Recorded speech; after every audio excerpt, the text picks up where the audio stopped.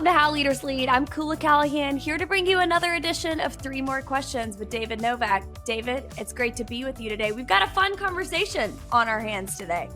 Absolutely. It's with Tom Nolan, the CEO of Kendra Scott.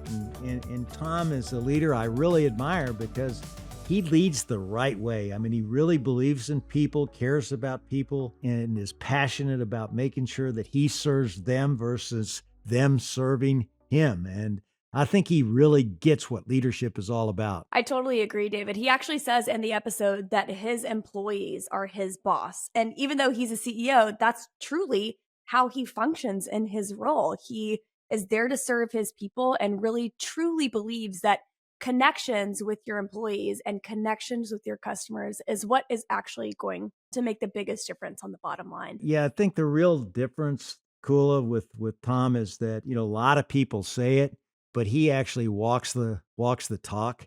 I mean, this guy is a guy who really backs up what he says with action. And I think that's what really makes him special. And if you're listening to this and hearing about connection, you might be thinking, that's sweet. Like making connections with your customers and employees is like a good thing to do. But when we say that it's what has driven results for Kendra Scott, they have experienced double-digit growth for 44 months in a row. All 44 of those months, by the way, Tom Nolan has been CEO. So this is a style of leadership that not only creates a really great work environment for your people, but really does drive those bottom line results. And Kula, anybody in retail knows that if you get double-digit same-store sales growth, 44 months in a row, you are just kicking some major league butt. Exactly. And David, I'm excited to get your take on some of the concepts that you and Tom talked about in the main episode. So without further ado, let's get going. All right, fire away.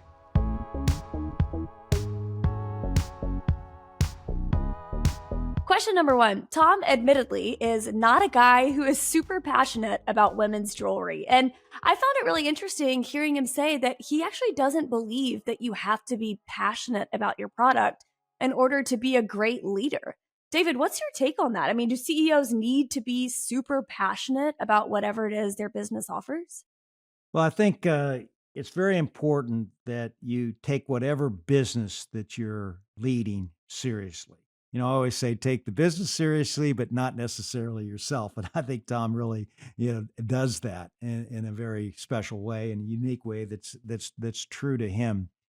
But for me personally, I think it's very important, for me to be passionate about the product that I'm selling, in the sense that, I really love it. I can relate to it, and it helps make me tick.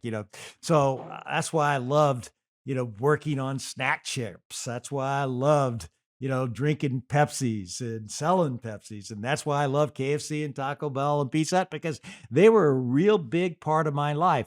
Now, I think it would have been a lot harder for me to go sell jewelry. But you know what? Once you get involved in a company and once you meet the people and you see how important it is to win, you get really focused on winning and doing what it takes to drive that business and help people win. And I think I'd probably do the same thing. But the thought of me going to work for a jewelry company would have been something hard for me to, get my way around. Now, you saw how Tom got into that role. He didn't get into that role by seeking it. He was on the board of a company that worked with Kendra Scott, and they sought him out because they thought he could be the special leader they needed to take him forward. And sometimes opportunities come to you that way. But for me, to get back to your question, I think I'd much rather, lead a baseball team or sell baseball bats or work for Dick's Sporting Goods, or something that I could really, really relate to, or any food that I love to eat. That's really right up my alley, as my gut would attest to. David, you look great. Thanks a lot, Kula. Let's go to that next question. Question number 2. There are a lot of opinions about whether or not leaders should create emotional distance between themselves and their employees. And Tom's stance on this is quite resolute. In fact, he says, I don't think you can lead people without having an emotional connection to them. David, how do you see this concept? Well, I think that theory that as the boss, you have to have an emotional distance between yourself and the customers is just an absolute load of bunk because it's just not the way how you're going to inspire people. I think people will care about you once they know that you care about them.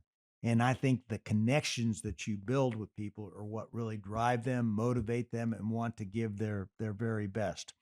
You know, I always say that the old adage of be a boss versus a coach just doesn't work.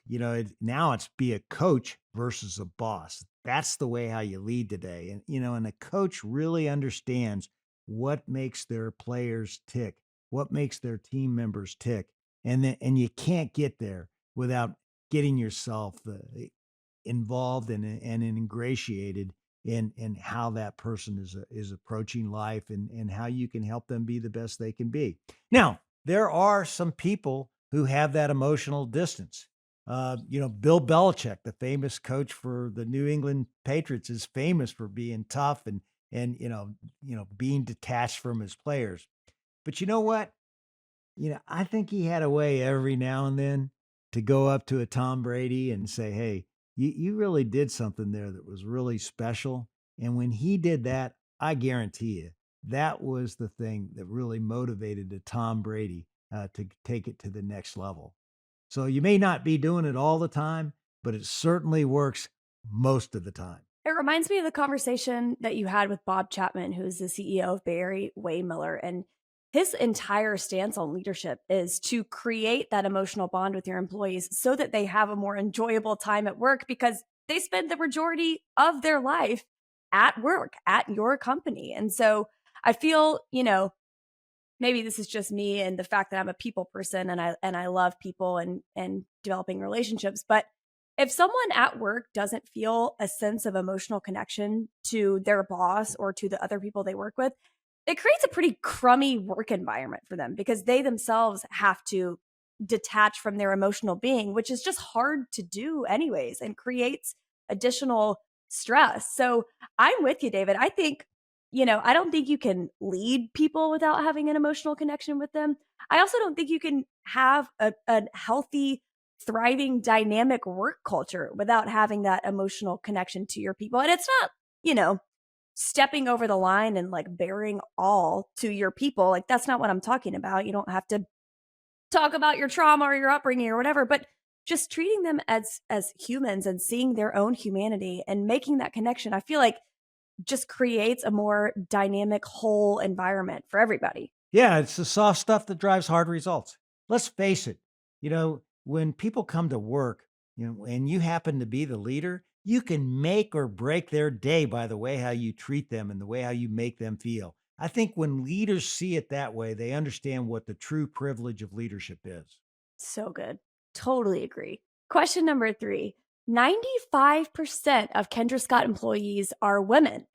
David, hypothetically, if you were in Tom's seat as CEO, leading a company that was 95% women, how would your leadership style differ or even not differ, knowing that you were the minority as a male leader in that company? Well, cool. I basically wrote a book on this. It's called Taking People With You. And it's all about the recognizing the fact the only way you can make big things happen is to do just that. Take people with you. And the concept behind this is that you got to get inside of the minds of the people that you lead. What perceptions, habits, beliefs do they have?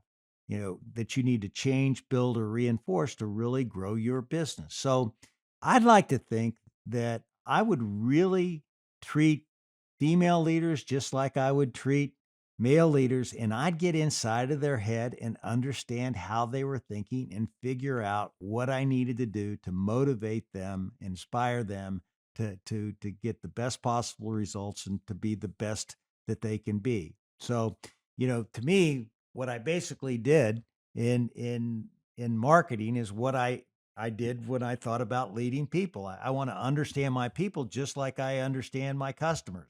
And that's why I always ask this magic question: what perceptions, habits, beliefs do you have to change, build, or reinforce to grow your business? And then I just flipped it on its ear and said, to grow your people. And when you do that, you really do take the time to understand how your people are thinking, and then figure out what you need to do to help you win and help them win.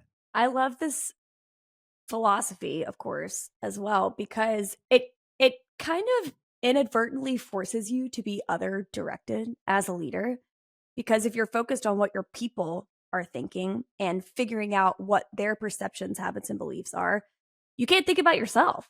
You got to think about them and really understand what their experience is in the company, how they're thinking, what they're feeling. And so it brings you outside of yourself as a leader in a way that I feel like will helps orient you around what it is that your people really want and how you can accomplish your goals together as a team.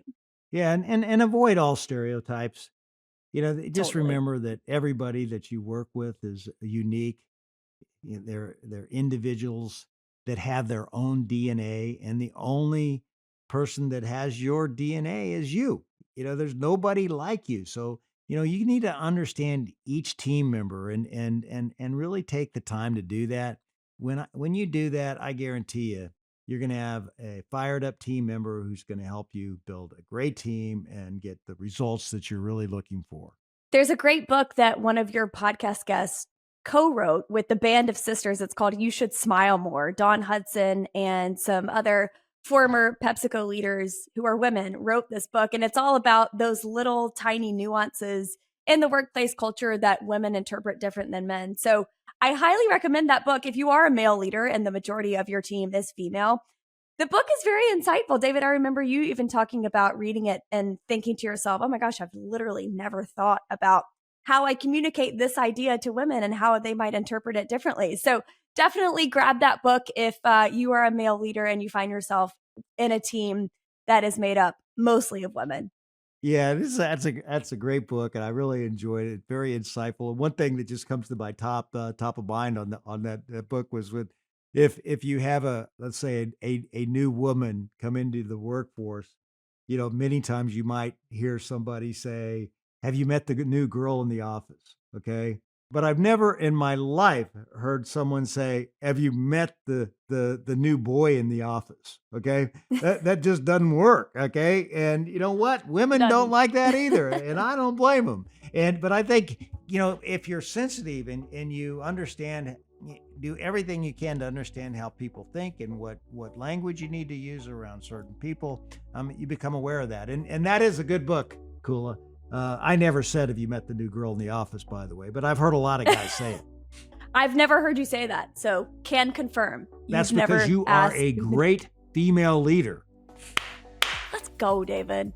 Thank you for that. I receive it. I receive it. Well, that does it for our episode of 3 More Questions for today. Thank you so much for tuning in to How Leaders Lead. We're on a mission to make the world a better place by developing better leaders. And if you carve out a little time with us each and every week, we'll help you build the confidence you need to lead well. And coming up next on How Leaders Lead is Fawn Weaver, the founder and CEO of Uncle Nearest Premium Whiskey. Fawn's entire life is a story of leadership, and I know you're going to love it, so tune in.